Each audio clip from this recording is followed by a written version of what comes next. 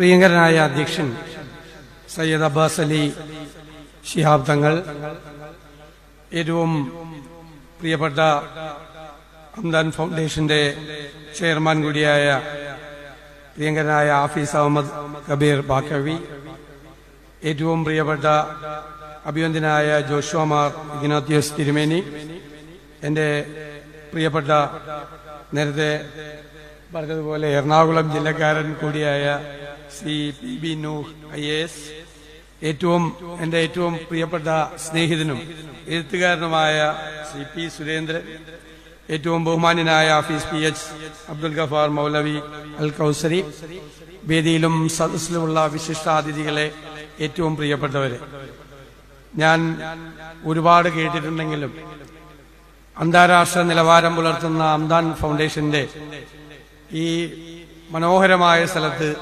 ആദ്യമായിട്ടാണ് എത്തിച്ചേരുന്നത്. അത് എത്തിച്ചേരാൻ കഴിഞ്ഞതിലുള്ള സന്തോഷം ഞാൻ പങ്കുവയ്ക്കുന്നു. എന്നെ ഏൽപ്പിച്ചിരിക്കുന്ന നമ്മളെല്ലാവരും വന്നിരിക്കുന്ന ഒരു സെഷൻ വളരെ വിലപ്പെട്ട ഒന്നാണ്. ഞാൻ അറിഞ്ഞ ഖുർആൻ എന്നാണ് ഇന്നത്തെ ഈ സെഷനിലെ ഏറ്റവും പ്രധാനപ്പെട്ട ഒരു കാര്യം. ഈ വിശുദ്ധ ഖുർആനെ കുറിച്ച് സംസാരിക്കാൻ കഴിയുക എന്നത് തന്നെ ഒരു നിയോഗമായി, ദൈവനിയോഗമായി ഞാൻ കരുതുകയാണ്. യഥാർത്ഥത്തിൽ എന്താണ് വിശുദ്ധ ഖുർആൻ? ഞാൻ അതിൽ ആദ്യം കാണുന്നത് അത് കാലാതിവർത്തിയായ ഒന്നാണ് എന്ന്. ഏത് കാലത്തും യോജിച്ച സന്ദേശം, ഏത് കാലത്തിനും യോജിച്ച സന്ദേശമാണ് ഒന്ന്. രണ്ടാമത്, എത്രയോ നൂറ്റാണ്ടുകൾക്ക് മുൻപാണ് അതുണ്ടായത് എങ്കിലും കാലാതിവർത്തിയായി പുരോഗമന ചിന്തയോടുകൂടി ഇന്ന് ലോകത്ത് നിലനിൽക്കുന്ന അന്ന് ചിന്തിക്കാൻ കഴിയാത്ത പല ആശയങ്ങളെയും മുന്നോട്ട് വെച്ച വിശുദ്ധ ഗ്രന്ഥമാണ്. അതാണ് പ്രത്യേകത. ഇസ്ലാം യഥാർത്ഥത്തിൽ കാരുണ്യത്തിന്റെ മതമാണ്. ഉള്ളവൻ ഇല്ലാത്തവന് കൊടുക്കണം എന്ന് നിഷ്കർഷിക്കുന്ന കാരുണ്യത്തിന്റെ മതമാണ്. ആ കാരുണ്യത്തിന്റെ സന്ദേശമാണ് നേരത്തെ ബഹുമാന്യനായ ചെയർമാൻ പറഞ്ഞതുപോലെ മനുഷ്യനായി ജീവിക്കാൻ, മറ്റുള്ളവരോട് സ്നേഹാദരങ്ങളും ബഹുമാനവും അനുകമ്പയും സ്നേഹവും ഉണ്ടായി അവനെ ചേർത്ത് പിടിച്ച്, മറ്റുള്ളവരെ ചേർത്ത് പിടിച്ച് ജീവിക്കാൻ വേണ്ടി നൽകുന്ന സന്ദേശമാണ്. അതിനൊരു സോഷ്യലിസ്റ്റ് സന്ദേശമുണ്ട്. ഖുർആനിൽ പറയുന്നുണ്ട്, ഹേ മനുഷ്യരെ, നിങ്ങളെ ഞാൻ ആണിൽ നിന്നും സ്ത്രീയിൽ നിന്നും ആണ് സൃഷ്ടിച്ചത്. നിങ്ങൾ തമ്മിൽ വലിപ്പ ചെറുപ്പമില്ല, മനുഷ്യരെല്ലാവരും സമന്മാരാണ്.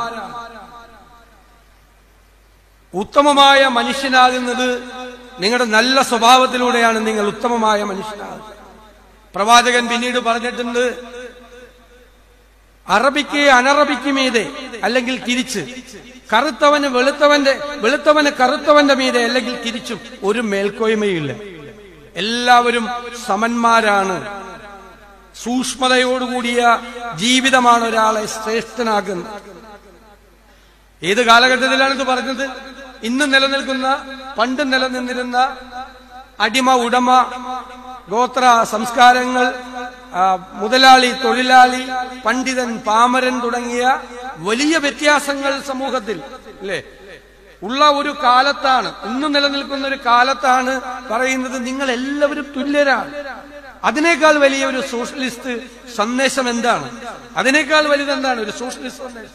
നിങ്ങൾ എല്ലാവരും ഒരുപോലെയാണ്, ദൈവത്തിന്റെ മുന്നിൽ നിങ്ങൾ എല്ലാവരും സമന്മാരാണ് എന്ന സന്ദേശം ഈ ലോകത്ത് ആദ്യം നൽകിയത് ഈ വിശുദ്ധ ഗ്രന്ഥമാണ്. കാര്യത്തിൽ സംശയമില്ല. ഇവിടെ സൂറ അൽ ബഖറയെ കുറിച്ചും സൂറ അന്നസിനെ കുറിച്ചും ഒക്കെ ഇവിടെ സൂചിപ്പിച്ചു. അതിൽ കൃത്യമായി പറയുന്നുണ്ട്, നമ്മൾ അന്നും സങ്കല്പിക്കാത്ത കാര്യങ്ങൾ അതിൽ പറയുന്നുണ്ട്. ഒരുവന്റെ ആത്മാവിന് താങ്ങാവുന്ന ഭാരം മാത്രമേ ഏൽപ്പിക്കപ്പെട്ടിട്ടുള്ളൂ. അതിന് വിരുദ്ധമായി ഒന്നും ചെയ്യരുത്. അളവിലും തൂക്കത്തിലും വേതനത്തിലും നീതി പുലർത്തണം. പിന്നീട് പ്രവാചകൻ അതിനെക്കുറിച്ച് നന്നായിട്ട് വിശദീകരിക്കുന്നുണ്ട്. ഒരുവൻ അധ്വാനിച്ചു കഴിഞ്ഞാൽ അവന്റെ വിയർപ്പ് ഉണങ്ങുന്നതിന് മുമ്പ് അവന് വേതനം കൊടുക്കണമെന്ന്. എല്ലാ തൊഴിലും മഹത്തരമാണ്. അധ്വാനത്തിലൂടെ കിട്ടുന്ന ഭക്ഷണമാണ് ഏറ്റവും നല്ലത്, ഏറ്റവും സ്വാദിഷ്ടമായത്. പിന്നീടാണ് തൊഴിൽ നിയമങ്ങളൊക്കെ വന്നത്. പിന്നീട് എത്ര നൂറ്റാണ്ടുകൾക്ക് ശേഷമാണ് ലോകത്ത് തൊഴിൽ നിയമങ്ങൾ ഉണ്ടായത്. നിങ്ങൾ മിനിമം വേജസ് കൊടുക്കണം എന്ന് നിയമമുണ്ടായത്, ബോണസ് ആക്ട് ഉണ്ടായത്, വർക്ക്മെൻസ് കോമ്പൻസേഷൻ ആക്ട് ഉണ്ടായത്. ആദ്യം പറയാണിത്. വേതനം, ദൈർഘ്യം, ജോലിയുടെ ദൈർഘ്യം, അവന് താങ്ങാൻ പറ്റാവുന്നതിനേക്കാൾ കൂടുതൽ ജോലി അവനെ കൊണ്ട് ചെയ്യിപ്പിക്കരുത്. അവന് ചെയ്യാൻ പറ്റുന്നതിനേക്കാൾ കൂടുതൽ സമയം അവനെ കൊണ്ട് ജോലി ചെയ്യിപ്പിക്കരുത്. അവന്റെ വിയർപ്പ് ഉണങ്ങുന്നതിന് മുമ്പ് അവന്റെ വേതനം കൊടുക്കണം. അവൻ ചെയ്ത ജോലിയുടെ പണം കൊടുക്കണം. അധ്വാനം, ഈ തൊഴിൽ ചെയ്യുന്നതാണ് ഏറ്റവും മികച്ചത്. എല്ലാ തൊഴിലും മികച്ചതാണ്. ഇതൊക്കെ ഈ ആശയങ്ങളൊക്കെ ഇതെല്ലാം പുരോഗമന ആശയങ്ങളല്ലേ? ഇതൊക്കെ ഒരു പുരോഗമന ആശയങ്ങൾ, വിപ്ലവകരമായ വ്യതിയാനങ്ങൾ നമ്മുടെ നാട്ടിൽ ഉണ്ടായ കാലത്താണ് നമ്മുടെ നാട്ടിൽ ഇതൊക്കെ നിയമങ്ങളായത്. അതിനു മുൻപേ ഇതെല്ലാം നിയമങ്ങൾ ഇതായി. മതത്തെക്കുറിച്ച് പറഞ്ഞു ചെയർമാൻ, അപ്പോഴാണ് ഓർത്തത്. മതത്തെക്കുറിച്ച് പറയുന്നുണ്ട്. മതത്തിന്റെ പേരിലും വിശ്വാസത്തിന്റെ പേരിലും ഒരാളുടെ മീതെയും ഒരു സമ്മർദ്ദവും ചെലുത്തരുത് എന്ന് ഖുർആൻ പറയുന്നു. ഒരു സമ്മർദ്ദവും ചെലുത്തരുത്. നിങ്ങൾക്ക് നിങ്ങളുടെ മതം ശ്രേഷ്ഠമാണ്, എനിക്ക് എന്റേത്. മതത്തിന്റെ പേരിൽ, ജാതിയുടെ പേരിൽ ആളുകളെ തമ്മിൽ ഭിന്നിപ്പിച്ച് പരസ്പരം ശത്രുക്കളാക്കി അതിൽ നിന്ന് മുതലെടുപ്പ് നടത്താൻ ശ്രമിക്കുന്ന ഈ കാലത്ത് ഇതിനേക്കാൾ വലിയ സന്ദേശം എന്താ? നിങ്ങൾക്ക് നിങ്ങളുടെ മതം ശ്രേഷ്ഠമാണ്, എനിക്ക് എന്റേതും. അതിനേക്കാൾ വലിയ മെസ്സേജ് എന്താണ്? എല്ലാവർക്കും സ്പേസ് ഉണ്ടെന്നാണ് അല്ലേ?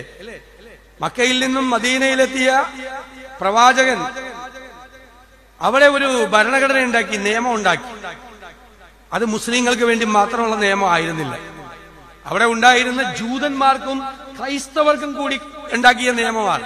അവർക്കും അവരുടെ ഇഷ്ടമുള്ള മതവിശ്വാസങ്ങളിൽ പ്രവർത്തിക്കാനും അവർക്ക് ഇഷ്ടമുള്ള പ്രാർത്ഥനകളിൽ പങ്കെടുക്കാനുമുള്ള സ്വാതന്ത്ര്യം നൽകിയ ഭരണഘടനയാണ് മദീനയിൽ വെച്ച് ഉണ്ടാക്കിയത്. മാതൃകാ ഭരണഘടനയാണ്. നമ്മുടെ ഭരണഘടനയ്ക്ക് പോലും വഴികാട്ടിയായ ഒരു ഭരണഘടനയാണ് അവിടെ ഉണ്ടാക്കിയത്. എല്ലാവർക്കും തുല്യ അവകാശങ്ങളുള്ള, ഇസ്ലാമിന് വേണ്ടി മാത്രമല്ല പ്രവാചകൻ ഭരണഘടന ഉണ്ടാക്കിയത്. അത് ഈ ആശയമാണ്. ഖുർആനിൽ പറയുന്നുണ്ടല്ലോ, ഇത് മതം, നിന്റെ മതം നിനക്ക് ശ്രേഷ്ഠമാണ്, എനിക്ക് എന്റേതും എന്ന് പറയുന്ന ഏറ്റവും വലിയൊരു മെസ്സേജാണ്. മാത്രമല്ല പിന്നീടുള്ള കാലങ്ങൾ കൊണ്ട്, ഗവേഷണങ്ങൾ കൊണ്ട്, ശാസ്ത്ര ഗവേഷണങ്ങൾ കൊണ്ട്, പഠനങ്ങൾ കൊണ്ട് കണ്ടെത്തിയ ശാസ്ത്ര സത്യങ്ങൾ എത്രയോ മുമ്പ് ഈ വിശുദ്ധ ഗ്രന്ഥത്തിൽ പറഞ്ഞിരിക്കുന്നു. ഞാൻ രാവിനെയും പകലിനെയും ക്രമീകരിച്ചു, അല്ലേ? സൂര്യചന്ദ്രന്മാരെ സൃഷ്ടിച്ചു. ഗോളങ്ങൾ അതിന്റെ പന്താവിലൂടെ ചലനം തുടരുന്നു. എന്താ പന്താവ്? പിന്നീട് നൂറ്റാണ്ടുകൾക്ക് ശേഷമാണ് ഓർബിറ്റ് എന്ന് പറഞ്ഞ് ഈ ഗോളങ്ങൾ, ഗ്രഹങ്ങൾ സഞ്ചരിക്കുന്നത് ഒരു ഓർബിറ്റിലൂടെയാണ്. എത്ര നൂറ്റാണ്ടുകൾ കഴിഞ്ഞിട്ടാണ് കണ്ടുപിടിച്ചത്? നേരത്തെ പറഞ്ഞിട്ടുണ്ട്, ആ ഗോളങ്ങൾ ഇതിലൂടെ ആണ് പോകുന്നത് എന്ന് പറഞ്ഞിട്ടുണ്ട്. വെള്ളം നീരാവിയായി, പിന്നെ മേഘങ്ങളായി മാറി മഴയായി വർഷിക്കും. എത്ര വർഷങ്ങൾക്ക് ശേഷമാണ്, എത്ര നൂറ്റാണ്ടുകൾക്ക് ശേഷമാണ് ജലം നീരാവിയായി പോയിട്ടാണ് മേഘമായി മാറി വർഷമായി പെയ്തിറങ്ങുന്നത് എന്ന് ശാസ്ത്രം കണ്ടെത്തിയത്. പറയുന്നില്ലേ? സചേതനങ്ങളായ എല്ലാ വസ്തുക്കളും ജലത്തിൽ നിന്നാണ് ഉണ്ടായത് എന്ന് പറയുന്നത്. പിന്നീടാണ് കണ്ടുപിടിച്ചത്, ലോകം കണ്ടുപിടിച്ചത്, ശാസ്ത്രം കണ്ടുപിടിച്ചത്.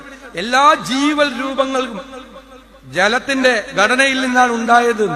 എത്ര വർഷം മുമ്പെയാണ്, എത്ര കാലത്തിന്റെ മുമ്പെയാണ് ഈ വിശുദ്ധ ഗ്രന്ഥം നടന്നുപോയത്, പറഞ്ഞത്? എത്രയോ നൂറ്റാണ്ടുകൾക്ക് മുമ്പുള്ള കാര്യങ്ങളാണ് പറഞ്ഞത്. ചന്ദ്രന്റെ ഓർബിറ്റിനെ കുറിച്ച്, ചന്ദ്രൻ സഞ്ചരിക്കുന്ന ഓർബിറ്റിനെ കുറിച്ച്, അമാവാസിയെയും പൗർണമിയെയും തമ്മിൽ താരതമ്യപ്പെടുത്തിക്കൊണ്ട് പിന്നീട് ശാസ്ത്രരംഗത്തുണ്ടായ കാര്യങ്ങൾ ഈ ഗ്രന്ഥത്തിലുണ്ട്.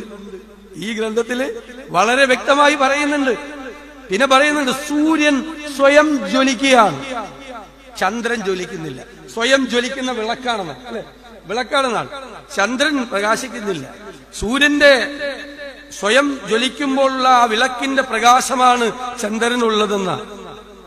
അതൊന്നും പിന്നീടുള്ള കാലത്ത് പലരും സമ്മതിച്ചില്ല. ശാസ്ത്രം എത്രയോ വർഷങ്ങൾക്ക് ശേഷമാണ് ഈ മഹനീയമായ കാര്യം. ശാസ്ത്ര സത്യമല്ലേ? എല്ലാവരും വിചാരിച്ചിരുന്നത് എന്താ? ചന്ദ്രനും സ്വയം ജ്വലിക്കുന്നുണ്ട്, ചന്ദ്രനിൽ നിന്നും പ്രകാശം. ചന്ദ്രന് പ്രകാശമില്ല. ചന്ദ്രന്റെ പ്രകാശം സൂര്യനിൽ നിന്ന് വരുന്ന പ്രകാശം മാത്രമേയുള്ളൂ എന്ന് പറയുന്നുണ്ട്. മനോഹരമായ ഒരു പാരിസ്ഥിതികമായ ഒരു പ്രഖ്യാപനം വിശുദ്ധ ഗ്രന്ഥത്തിലുണ്ട്. ഞാൻ പർവ്വതങ്ങളെ സൃഷ്ടിച്ചു, അവ ആണികളായി മാറി ഭൂമിയെ നിയന്ത്രിക്കുന്നു, അതിന്റെ ചലനത്തെ നിയന്ത്രിക്കുന്നു. പിന്നീടാണ് കണ്ടുപിടിച്ചത് പർവ്വതങ്ങൾ ആഴത്തിൽ വേരൂന്നിയവയാണ്. ഭൂചലനങ്ങൾ ഉണ്ടാകാതെ ഭൂമിയുടെ ഘടനയെ നിലനിർത്തുന്നത് ഈ പർവ്വതങ്ങളാണ്. അത് പിന്നീട് തെളിഞ്ഞ ഒരു ഇക്കോളജിക്കലായിട്ടുള്ള എൻവയൺമെന്റുമായി ബന്ധപ്പെട്ടിട്ടുള്ള ഒരു വലിയ ഫാക്ടറാണ് പർവ്വതങ്ങളുടെ പ്രസക്തിയെക്കുറിച്ച്. അത് ഞാൻ പർവ്വതങ്ങളെ സൃഷ്ടിച്ച് ആണികളെ പോലെ ഭൂമിയുടെ നിലനിൽപ്പിനെ നിയന്ത്രിക്കാൻ, ഭൂമിയുടെ നിൽപ്പിനെ നിയന്ത്രിക്കാൻ വേണ്ടി ശ്രമിച്ചു എന്നാണ് പറയുന്നത്. ഇതുപോലുള്ള നിരവധി കാര്യങ്ങൾ, നിരവധി എല്ലാ സൂറകളിൽ നിന്നും നമുക്ക് ഉദ്ധരിക്കാൻ കഴിയാവുന്ന തരത്തിലുള്ള നിരവധിയായ ശാസ്ത്രീയ സത്യങ്ങൾ ഒരു സാമൂഹ്യ ഘടനയിൽ, ഒരു സമ്പദ്ഘടനയിൽ മനുഷ്യനെങ്ങനെ മനുഷ്യനാകണം, മനുഷ്യനെങ്ങനെ സമൂഹ ജീവിയാവണം, അവൻ കാരുണ്യമുള്ളവനായി മാറണം, ആ കാരുണ്യത്തിന്റെ സന്ദേശം ജീവിതത്തിൽ അവൻ പ്രതിഫലിക്കണം എന്ന് പറയല്ലോ. നമ്മള് ഇതായിരിക്കുന്നുണ്ട്, ട്രസ്റ്റിഷിപ്പിനെ കുറിച്ച് ഗാന്ധി പറയും, ക്രിസ്തുവും പറഞ്ഞിട്ടുണ്ട്. അതുപോലെ തന്നെ ഇതിൽ പറയുന്നുണ്ട് വളരെ ഭംഗിയായിട്ട്, ഇതൊന്നും നിന്റേതല്ല, ഇതെല്ലാം സർവശക്തന്റേതാണ്, നീ വെറും കാര്യക്കാരൻ മാത്രമാണ് ഇത് നടത്തിക്കൊണ്ടുപോവാൻ. എല്ലാ സമ്പത്തുള്ളവരും നമ്മുടെ നാട്ടിൽ അങ്ങനെ ചിന്തിച്ചാലോ? കാര്യക്കാരൻ മാത്രമാണ്, ട്രസ്റ്റി മാത്രമാണ് ഇത് സൂക്ഷിക്കാൻ നിന്റെ കയ്യിൽ തന്നിരിക്കുന്നത്, നീ നിന്റെ അതല്ല, അത് അവിടത്തെയാണ് എന്ന് പറയുന്നൊരു ഒരു മെസ്സേജാണ്, ധനികരോടുള്ള ഒരു മെസ്സേജാണ്. ആ ധനികൻ അവന്റെ കയ്യിലിരിക്കുന്നത് ദൈവത്തിൻ്റെതാണ്, അത് മറ്റുള്ളവർക്ക് കൂടി കൊടുക്കാൻ വേണ്ടി ഉള്ളതാണ് എന്നുള്ള സന്ദേശം. ഇതിനേക്കാൾ പ്രോഗ്രസീവായ, പുരോഗമനപരമായ, സോഷ്യലിസ്റ്റ് ആശയങ്ങളുള്ള ഒരു സാമൂഹ്യ ഘടനയിൽ, നമ്മളൊരു സൊസൈറ്റിയിലാണ് നമ്മൾ ജീവിക്കുന്നത് അല്ലേ?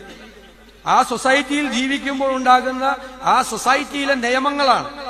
അതിനെ ജാതിയുടെ പേരിൽ, മതത്തിന്റെ പേരിൽ, ഗോത്രത്തിന്റെ പേരിൽ, പാണ്ഡിത്യത്തിന്റെ പേരിൽ ഒന്നും മനുഷ്യന് നീതി നിഷേധിക്കപ്പെടാൻ പാടില്ല. നീതി ആണ് നടത്തിക്കൊടുക്കേണ്ടത്. ഇതാണ് ഞാൻ ചുരുക്കത്തിൽ പറയുമ്പോൾ ഞാൻ അറിഞ്ഞ വിശുദ്ധ ഖുർആൻ അതാണ് എന്ന് വളരെ സന്തോഷത്തോടു കൂടി ഞാൻ പറയാൻ ആഗ്രഹിക്കുന്നു. ഈ വലിയ സന്ദേശങ്ങളാണ്. ഈ വലിയ സന്ദേശങ്ങൾ പറയുന്നുണ്ട്, നീ ഒരാളുടെ ഒരു മനുഷ്യ ജീവൻ എടുക്കുമ്പോൾ നീ മനുഷ്യരാശിയുടെ ജീവനാണ് എടുക്കുന്നത്. നീ ഒരാളുടെ ജീവൻ രക്ഷിക്കുമ്പോൾ നീ മനുഷ്യരാശിയുടെ ജീവനാണ് രക്ഷിക്കുന്നത്. ആക്രമണ ഉത്സുകതയുള്ള ഈ കാലഘട്ടത്തിൽ അക്രമങ്ങൾ വെടിയാൻ, ആയുധങ്ങൾ താഴെയിടാൻ, യുദ്ധങ്ങൾ അവസാനിപ്പിക്കാൻ, അതിനേക്കാൾ വലിയ സന്ദേശം യുദ്ധങ്ങളോടുള്ള എതിർപ്പ് കൂടിയല്ലേ അത്? യുദ്ധങ്ങൾ, പരസ്പരം പോരടിച്ച് പരസ്പരം കൊന്നൊടുക്കുന്ന മഹായുദ്ധങ്ങൾക്കെതിരെ, മനുഷ്യന്റെ ആക്രമണ വാസനയ്ക്കെതിരായി മനുഷ്യൻ മറ്റുള്ളവനെ കൊന്നൊടുക്കി അധീശത്വം സ്ഥാപിക്കാൻ ശ്രമിക്കുന്ന, മേൽക്കോയ്മ ഉണ്ടാക്കാൻ ശ്രമിക്കുന്ന ഈ കാലഘട്ടത്തിൽ ലോകത്തിന് മുഴുവൻ വഴികാട്ടിയായി, വെളിച്ചമായി ഈ സന്ദേശം നിലനിൽക്കുന്നു എന്നാണ് പറയുന്നത്. മനുഷ്യൻ അതിനെയെല്ലാം ധിക്കരിച്ചുകൊണ്ടാണ് പരസ്പരം കൊന്നൊടുക്കിയും പരസ്പരം ഇല്ലായ്മ ചെയ്തും പരസ്പരം പോരടിച്ചും ഏത് ആധുനിക യുഗത്തിലും ശാസ്ത്ര യുഗത്തിലും പോവുകയാണ്. ഇപ്പോഴാണ് ഇങ്ങനെ ആർട്ടിഫിഷ്യൽ ഇന്റലിജൻസ് കൂടി വരികയാണ്. അതെല്ലാം ഏകാധിപതികളായ ഭരണാധികാരികൾ എങ്ങനെയാണത് കൈകാര്യം ചെയ്യാൻ പോകുന്നത് എന്നറിയില്ല. ആരെല്ലാമാണ് നമ്മുടെ ചിന്തകളെ നിയന്ത്രിക്കാൻ പോകുന്നതെന്ന് അറിയുന്നില്ല. നമ്മുടെ ചിന്തകളെ പോലും ചങ്ങലക്കിടിക്കുന്ന തരത്തിൽ, നമ്മുടെ ചിന്തകളെ പോലും സ്വാധീനിക്കുന്ന തരത്തിൽ ശാസ്ത്രം മാറിക്കൊണ്ടിരിക്കുക. അപ്പൊ ശാസ്ത്രം മനുഷ്യനുണ്ടാക്കിയ, മനുഷ്യവംശമുണ്ടാക്കിയ അതിന്റെ സൃഷ്ടികൾ മനുഷ്യന്റെ ബുദ്ധിശക്തിയേക്കാൾ കൂടെ വന്ന് മനുഷ്യനെ നിയന്ത്രിക്കാൻ പോകുന്ന കാലത്തും മനുഷ്യനായി ജീവിക്കാൻ നമ്മളെ പഠിപ്പിക്കുന്ന ഈ വിശുദ്ധ ഖുർആന്റെ സന്ദേശം തീർച്ചയായും ഞാൻ പറയുന്നു, അത് മുസ്ലിങ്ങൾക്ക് വേണ്ടി മാത്രം ഉണ്ടാക്കിയതല്ല.